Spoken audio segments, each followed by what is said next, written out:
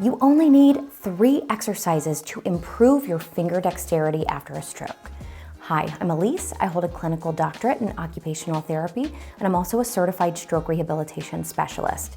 Today, I'll cover what these exercises are and how you can simply do them at home. Before we jump in, please make sure to support the channel however you can.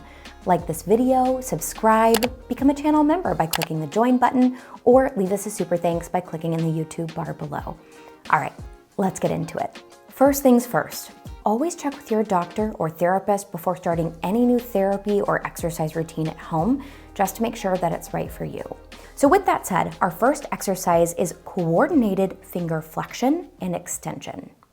So you're either going to need a washcloth or a piece of paper, whichever one that you happen to have lying around, either one will work. And what you're gonna do is you are going to begin by slowly using your affected hand to try to crumple up that washcloth or piece of paper. You wanna try to use your fingers to bring it all in, and then slowly, with controlled movements, you're gonna try to push those fingers back out and get the wrinkles out of that washcloth. So push, push, push. You may have to readjust, and you're just slowly trying to flatten it back out. And like I said, you really wanna focus on controlled movements versus speed with this.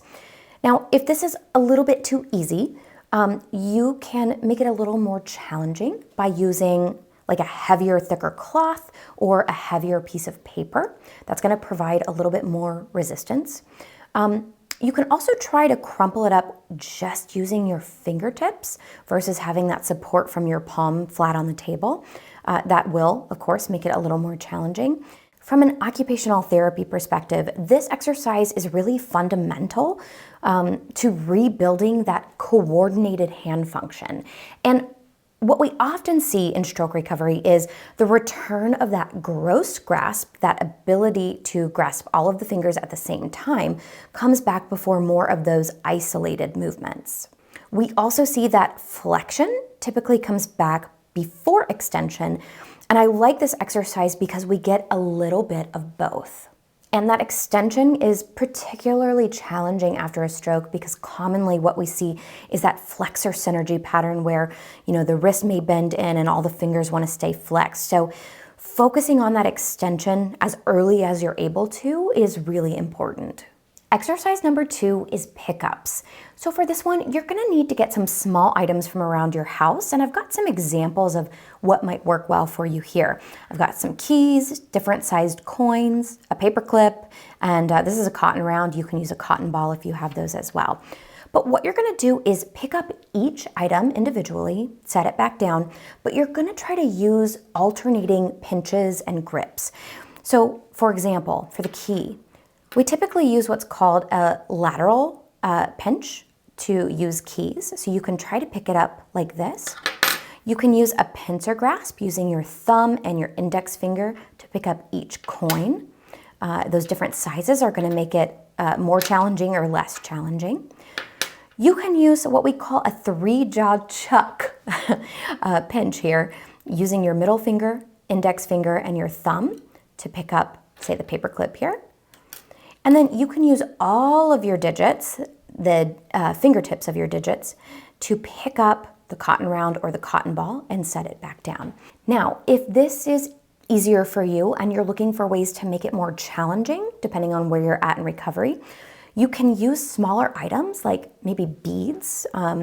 You can also add a time component. So if you're getting better at the coordination, but you want to see if you can do it at faster speeds, time yourself and see if you can make a little progress there. From an occupational therapy perspective, I love this exercise. It directly translates to being more functionally independent. We have to have that precise fine motor coordination and pinch grip to be able to manage your medications, get your pills out of pill bottles, fill up your pill boxes, to prepare food, and just in general personal care and grooming. Being able to hold on to a toothpaste tube, to put in an earring. It all requires this level of fine motor precision. Our last exercise is typing or finger isolation. Now, I highly recommend if you have access to a computer with a keyboard to use that. Otherwise, you can kind of just mimic these movements without any equipment at all. But what you're going to do is first just practice typing individual letters. Then you can try to start typing short phrases, like if you know where things are on a keyboard. If you don't, you can just sort of practice moving your fingers around and trying to isolate the movements of each one. Now, if you're looking to make this a little bit more challenging, or you just want to track your progress, there are actually several different free websites that offer typing software or like learning to type software, where you can go in and do different exercises they have for you. And they do start easier and they get more complex as you are able to do more, which is really nice because then you're not having to think about, how you're going to make it harder. I will leave links to those websites down in the description below if you're interested. But what is nice is you can keep track of your speed, of your accuracy, how much you are getting right when you type. And this gives you real concrete ways to measure your progress.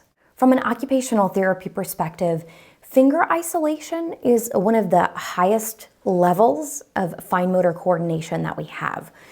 It's also involved in a lot of different daily activities that we do, from using a smartphone, a remote control, tying our shoelaces, buttoning a button, all require finger isolation. And I really like typing to address this because you get some tactile cueing by using a keyboard. Sometimes you get like a click depending on the type of keyboard that you have. You also are going to get visual feedback if you're seeing the words that you're typing or even the letters that you're typing up on the screen. So it's not only connecting finger isolation, but you're getting all of these other sensory feedback mechanisms as well.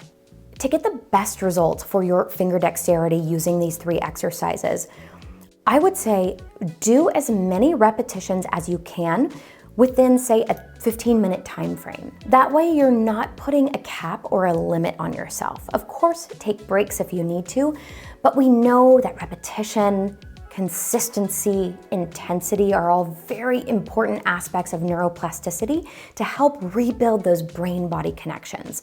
So by building in repetition, consistency, and intensity into your home rehab program, you're gonna see more progress. Leave me a comment and let me know what things have been most helpful for you to rebuild dexterity after your stroke. And of course, a huge thank you to all of the donors who make this nonprofit possible, with a special thank you to Heather G, Ryan D, Modus Nova, and Joseph M in our Empower tier on Patreon. Thank you all so much for watching. I'll see you next time.